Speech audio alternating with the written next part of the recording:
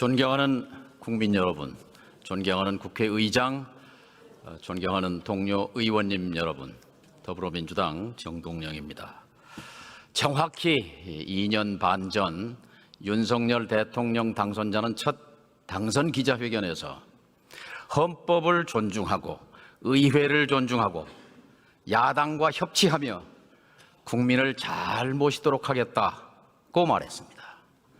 지금 그 약속은 어디로 갔습니까? 정치는 실종되고 그 자리를 이념이 채웠습니다.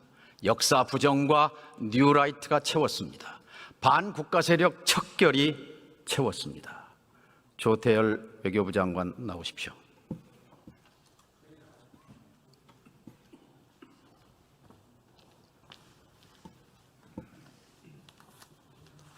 네, 나왔습니다.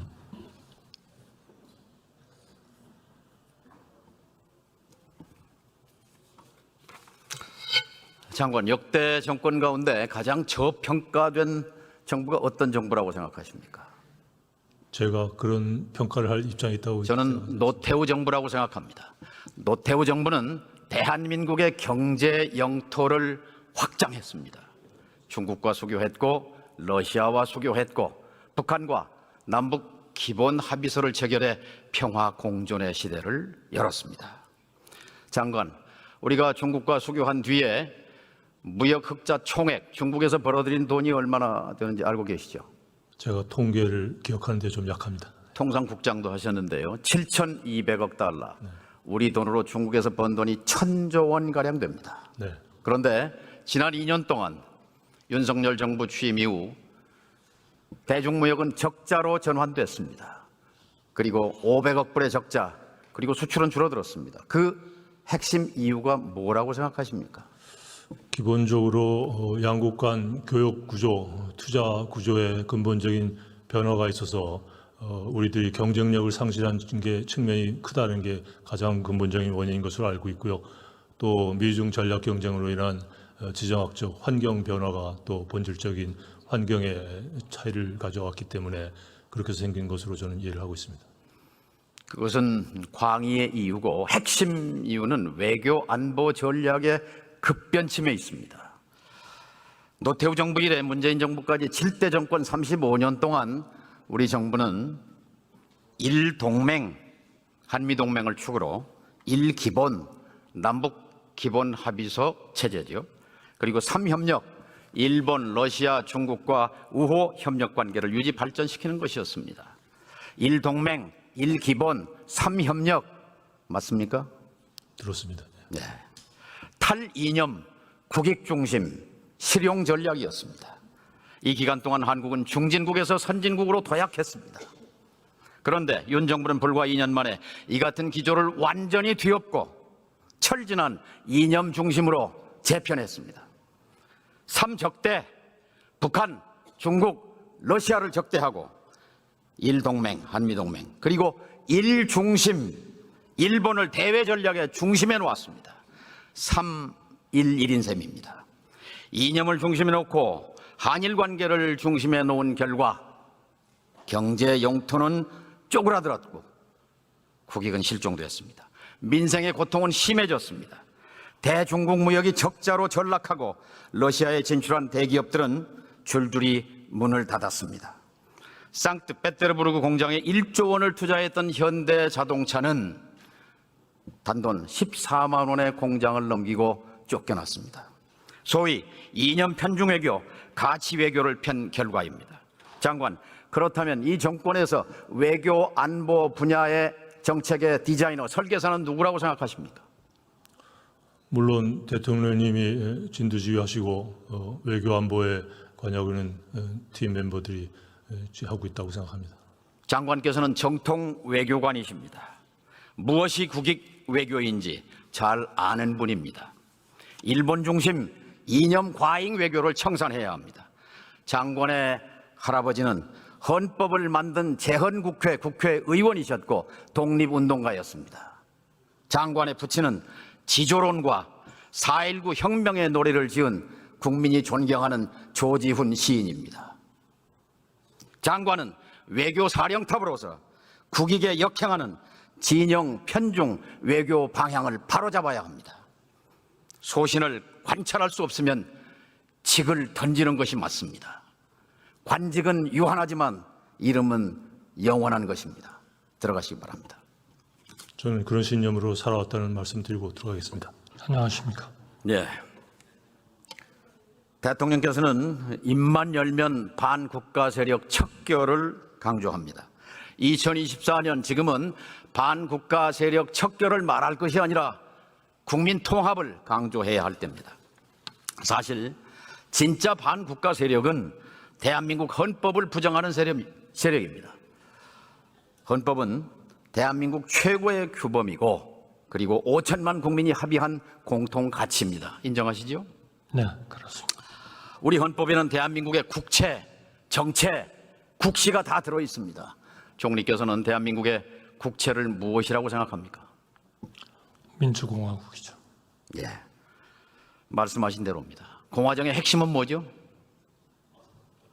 그거를 정체로 보느냐, 국채로 보느냐 하는 논쟁은 상당히 있습니다만 핵심이 뭐죠? 저는 기본적으로 모든 국민들이 다 같이 잘 서로를 위하면서 산다. 그런 개념. 국채는 나라의 주인이 이해하고 왕이면 왕국이고 국민이면 공화국입니다. 공화국의 핵심은 입법, 행정, 사법, 삼권 분립의 조화와 균형입니다.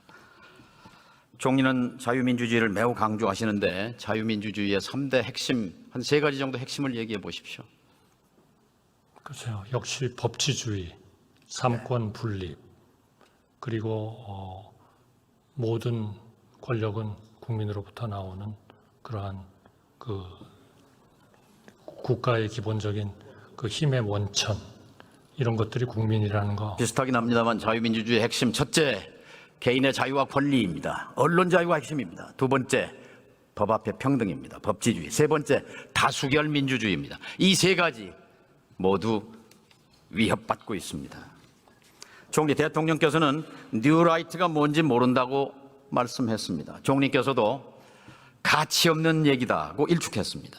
총리가 보시기에 윤석열 정부 안에 뉴라이트가 있습니까? 없습니까? 글쎄요. 거기에 대한 생각을 있습니까? 가지고, 없습니까? 생각을 가지고 있는 분들은 있을 수 있겠죠. 있을 수 있습니까? 그러나 저는 지금도 64년도에 미국의 레이건 대통령이 대통령 되시기 전에 우리가 선택해야 할 시간이다라고 하면서 한 연설이 기억이 납니다. 지금은 left와 right는 없다. 오로지 국가를 잘 되게 하느냐 못하게 하느냐는 up or down만 있다. 이런 말씀을 한 것이 저는 참 공감이 가는 그런 말씀이다. 이제 right, left, new right, new left가 있는지는 저는 모르겠습니다만 그런 이념 가지고 논쟁하고 색깔칠하고 국민을 가르고 이런 거는 바람직하지 않다고 생각합니다. 총리께서는 없다라고 말씀하시고 싶은 것 같은데요. 세상 천지가 지금 이 정부가 뉴라이트 천지가 돼가고 있다라고 생각하는데 총리의 답변은 바로 이 정권이 위기인 이유를 말하고 있습니다. 문제는 최근에 임명된 요직마다 어디서 골라왔는지 모두가 전부 뉴라이트 인사들로 채우고 있는 것입니다.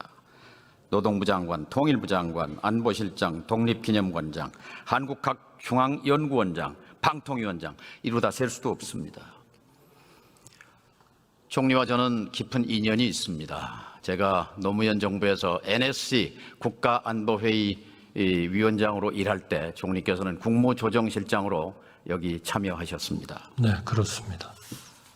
노무현 정부의 국정 철학을 누구보다 잘 이해했고 앞장섰던 분입니다. 2007년 노무현 정부의 마지막 총리로서 북한의 김영일 총리와 남북 총리회담을 서울에서 갖기도 했습니다.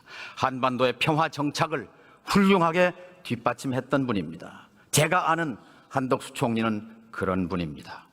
총리, 북한을 타도 대상이라고 말하는 사람이 있습니다. 같은 생각입니까? 저는 그렇게 생각하지 않습니다. 북한은 우리의 동족이 있는 그러한 그 지역이고 우리가 그 주민들에 대해서 항상 돕고 또 그런 주민들이 잘 되도록 그렇게 도와야 된다고 생각합니다. 통일을 흡수 통일이어야 한다. 하는 주장이 있습니다. 동의하십니까? 저는 동의하지 않습니다. 그리고 그거는 우리 헌법에서도 허용하지 않습니다. 무력 통일론에 대해서는 어떻게 생각하십니까? 한마디로 무력에 의한 현상 변경, 이것은 안 된다 하는 것이 우리 헌법이 정하는 평화적 통일을 지향하는 것입니다. 그렇다면 만약에 이 같은 생각을 가진 사람이 국가의 외교 안보 전략을 좌지우지하는 자리에 있다면 이것은 굉장히 위험한 일입니다. 그렇지 않습니까? 그러한 그 무력의 준비, 이것은 국가를 보유하는 데 있어서는 저는 필수적이라고 생각합니다. 왜냐하면 현재 북한의 김정은이 남쪽을 적이라고 주장하고 있고 통일을 하지 않겠다고 얘기하고 있고 하기 때문에 그렇게 우리 의원님이 통일부 장관을 노무현 정부에서 하시면서 NSC의 위원장으로서 미국에 가셔서 협상도 많이 하시고 한 거를 제가 잘 알고 있습니다. 그러나 기본적으로 그러한 북한의 준비 또 우리의 대화에 대해서 응하지 않고 핵 문제에 대해서 전혀 진전이 없고 이런 상황에서는 그러한 일들이 대화에 응할 때까지는 우리가 강력한 자강, 그러한 힘을 우리가 갖추지 않으면 국가를 보유할 수 없다. 저는 그렇게 생각합니다. 좋은 말입니다. 그렇게 그런데요. 준비하는 것이 남북 간의 하나의 그런 대결을 오히려 완화시키는 그런 쪽으로 작동할 수도 있다. 그렇게 생각합니다. 이 사람은 지난번 대선을 대한민국 세력과 반국가 세력의 대결이다 이렇게 주장합니다. 동의하십니까? 그렇다고 생각합니다. 왜냐하면 반국가 세력이라는 게 결국 대한민국의 정체성, 그렇다고 생각한다고요? 자유민주주의 이런 거를 부정하는 분들 아니겠습니까? 그러니까 국내적인 선거 자체가 그러한 세력 간의 투쟁이다 이렇게 보기는 어렵지만 우리가 항상 염두에 둬야 되는 것은 대한민국의 정체성을 부정하는 그런 분들에 대해서 경계심을 가져야 된다 하는 그런 우리의 준비는 있어야 된다. 반국가 세력은 야당이었습니까? 아닙니다. 특정 지칭을 하는 것은 아니라고 생각합니다. 반국가적인 행위, 그런 행위를 하는 분들을 지칭하지 않을까 생각합니다. 예를 들면 최근에 우리의 군사에 대한 정보 이런 것들을 적국에 넘긴다든지 하는 이런 일들을 하는 사람들은 분명히 그러한 그 반국가 세력에 속하는 분들이라고 생각합니다.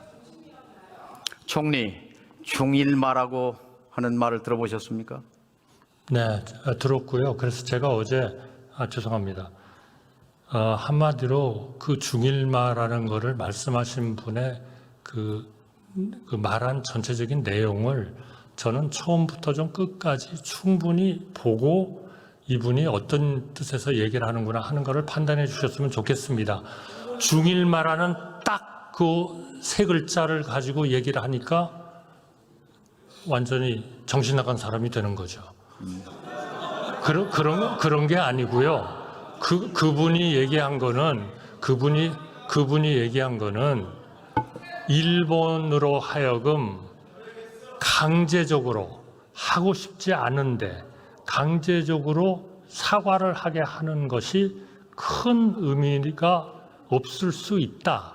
그러니까 미래를 보고 한일 간의 관계를 더 발전을 시켜서 일본이 우리 의원님 잘 아시는 DJ 오부치 같은 그런 기회에 그렇게 사과를 할 수 있게 하는 것이 더 의미가 있는 거 아니냐. 처음부터 끝까지 그분이 한 얘기를 읽어보시면 아마 의원님도 그 이해하실 겁니다. 그렇게 돼 있습니다. 그런데 그거를 딱 중일마 세 글자를 가지고 판단을 하니까 이게 그냥 이상한 해석이 돼버리는 거죠. 저는 그렇게 믿습니다. 그런데 이 사람은 누구입니까? 그분은 또 그런 사람입니다. 제가 이름을 거명하지는 않겠습니다. 어느 직책에 있는 사람입니까? 죄송합니다. 제가 이름을 거명하지는 않겠습니다. 그 사람의 이름을 입에 올리시는 것이 그렇게 어렵습니까? 아닙니다. 의원님께서 이미 다 아시리라고 생각이 들기 때문에 어느 직책에 있는 사람입니까? 직책을 제가 얘기할 필요가 없겠습니다. 이미 다 아시니까요, 의원님께서.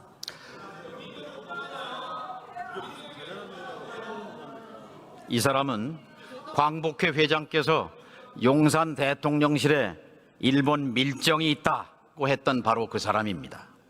그거는 대통령이 되기 전에 윤 대통령과 같은 아파트, 같은 동에 살면서 친분을 쌓았던 사람입니다. 이 사람은 우리 대법원의 강제징용 배상 판결을 잘못된 것이라고 주장하는 사람입니다. 이 사람은 일본은 군대를 보유해야 하고 전쟁을 할 수 있는 나라가 돼야 한다고 주장합니다. 이 사람은 한반도 유사시 일본 자위대가 개입해야 한다는 주장을 합니다. 여기에 동의하십니까? 제가 뭐 동의하는 부분도 있고 아직은 어느 부분에 동의하십니까? 아직은 이르다 하는 그런 생각도 있고요. 어느 부분에 동의하십니까? 아니 그러니까요. 어느 부분에 동의하십니까? 아니 일본하고 미래를 향해서 잘 지내야 된다 하는 것은 그거는 분명히 옳은 얘기죠. 우리가 일본에 대해서 과거를 직시는 하지만 우리가 미래를 위해서 우리의 보편적 가치를 공유하는 그러한 국가로서 또 이 지역의 안보에 있어서 협력도 할 수 있는 국가로서 그러한 관계를 유지해야 된다 하는 것은 저는 동의합니다. 이 사람은 MB 정권 시절 일본과의 군사정보보호협정을 밀실에서 추진하다가 쫓겨난 사람입니다. 쫓겨나면서 군사기밀 41건을 무단 반출해서 대법원에서 유죄 확정 판결을 받은 사람입니다. 이 사람은 MB 시절 청와대에서 비서관 할 때 그 아래 행정관으로 있던 사람들을 윤석열 정부가 들어서자 국방부 장관으로, 외교부 1차관으로, 외교부 2차관으로 요직에 밀어넣는 영향력을 행사한 사람입니다. 이 사람은 낙가손해상을 수상한 사람입니다. 외국의 현직 공직자가 낙가손해상을 받은 유일한 사람입니다. 이 사람은 한일 미래의 걸림돌은 한국 시민과 일제강점기의 피해자들이라고 말하는 사람입니다. 일본이 공인한 친일파입니다. 이 사람을 그대로 두면 국가가 위태롭습니다. 첫째, 일본 우익의 주장을 그대로 대변하는 사람이기 때문입니다. 일본 우익이라는 사람들은 식민지 지배가 합법이었다고 우기는 사람들이고 반인도적 범죄 행위, 강제징용, 성노예, 민간인 학살 자체를 부정하는 사람들입니다. 그들을 대변하는 인사입니다. 둘째, 국가기밀 유출로 유죄 확정을 받은 사람입니다. 셋째, 이념이 중요하다고 하면서도 이념이 뭔지 모르는 대통령을 마음대로 움직이는 사람입니다. 직급은 차관급에 불과하지만 영향력은 정권의 2인자라고 할 수 있습니다. 이것만으로 정권이 위험해지고 국가가 위태로워집니다. 총리, 이 사람을 국가안보실에서 즉각 내보내야 한다고 생각합니다. 파면을 건의할 용의가 있습니까? 우선 평소에 굉장히 합리적인 그런 입장을 취하시는 의원님께서 말씀하시는 것이지만 저는 지금 그분을 묘사한 그분의 위치, 그분이 하고 있는 일, 그러한 것들에 대해서 저는 동의하기가 어렵습니다. 그분이 그러한 역할을 의원님께서 말씀하시는 것처럼 그렇게 하고 있지 않습니다. 그렇기 때문에 제가 그분의 파면을 건의할 그런 생각도 없습니다. 이 사람의 박사 논문, 시카고 대학 박사 논문 주제가 자위대 연구입니다. 일본 방위정책 연구입니다. 그리고 이 사람이 쓴 책, 논문, 글, 기고, 발언 제가 인용한 것들입니다. 출처 다 보내드릴 수 있습니다. 총리는 이미 사의를 표명한 분입니다. 쓴소리를 못할 이유가 없습니다. 옳은 일이라면 얼마든지 해야죠. 그러나 그 일은 옳은 일 같지가 않습니다.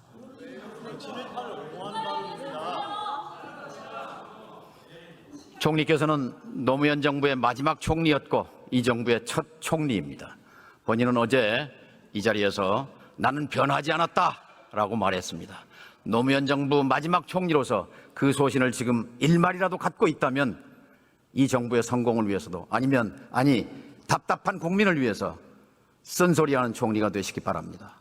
들어가십시오. 네, 저를 위해서 누구보다도 아끼시는 우리 의원님이시기 때문에 충고를 잘 듣고 가겠습니다.